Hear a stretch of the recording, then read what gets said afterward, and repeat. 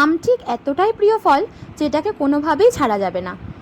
গলা হোক, নরম হোক, শক্ত হোক, যাই হোক না কেন সারা বছর ধরে রাখতে হবে তো। তার জন্য এই রেসিপিটা। আমসত্ত্ব প্রথমে একটুখানি এই যে শক্ত আমগুলো ছিল এগুলোকে মা কেটে নিল, আবার নরম আমগুলোকে মা ঘষে নিয়েছিল। এই যে এইবার কড়াইটা গরম হয়ে যাওয়ার পরে নরম শক্ত সমস্ত আমগুলোকেই মা কড়াইয়ের মধ্যে দিয়ে দিয়েছিল।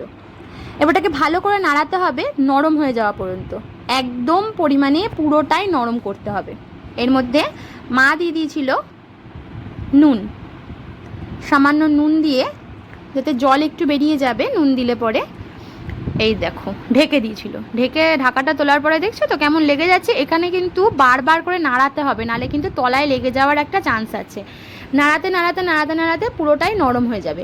যখন একদমই নরম হয়ে যাবে তখন পরিমাণে তোমরা কতটা মিষ্টি খাবে সেই অনুযায়ী চিনি দিতে হবে। আমাদের প্রায় 1 বাটি চিনি দিয়েছিল, কারণ কি আমসত্ত্ব তো একটু মিষ্টি ভালো লাগে খেতে।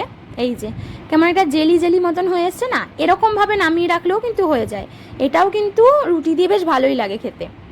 কিন্তু আমরা তো আমসত্ত্ব বানাবো, তো যার জন্য আমাদেরকে আরও এটাকে, রান্নাটা এখনও বাকি আছে, যাই হোক এটাকে আরও অনেকক্ষণ ধরে নাড়াতে হবে, বারবার করে কিন্তু নাড়িয়ে যেতে হবে, নাহলে কিন্তু তলায় লেগে যাবে। এই যে একদম আঠালো একদম ঘন একটা ভাব যখন চলে আসবে তখন মনে করতে হবে মোটামুটি আমাদের রেডি। তার মধ্যে তোমরা একবার চেখে দেখতে পারো, যেমন আমি চেখে দেখেছিলাম, আমার কিন্তু একটুখানি লেগেছিল, মিষ্টি আর একটু দিয়েছিলাম আমি। এবার একটা কড়াইতে সামান্য একটুখানি তেল, আমরা রাইস ব্র্যান অয়েল দিয়েছিলাম, রাইস ব্র্যান অয়েলে সর্ষের তেল একটু গন্ধ হতে পারে।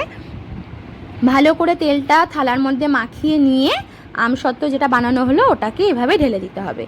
এইবার এই যে এইবার কিন্তু রোদে দিতে হবে এটাকে। রোদে দিলে মোটামুটি আমরা 7-8 দিন রোদে দিয়েছিলাম, আমাদের এই জানলায় রোদ পড়ে। তারপরে ভাবলাম যে একটুখানি চড়া রোদ দেওয়ার দরকার, তাই আমি ওটাকে নিয়ে গিয়ে ছাদে দিয়েছিলাম। ছাদে একটা পাতলা ন্যাকড়া ঢাকা দিয়েছিলাম, না হলে পাখি ফাঁকি যাবে, নোংরা পড়তে পারে। এইভাবে আমি ছাদে এটাকে রেখে এসেছিলাম।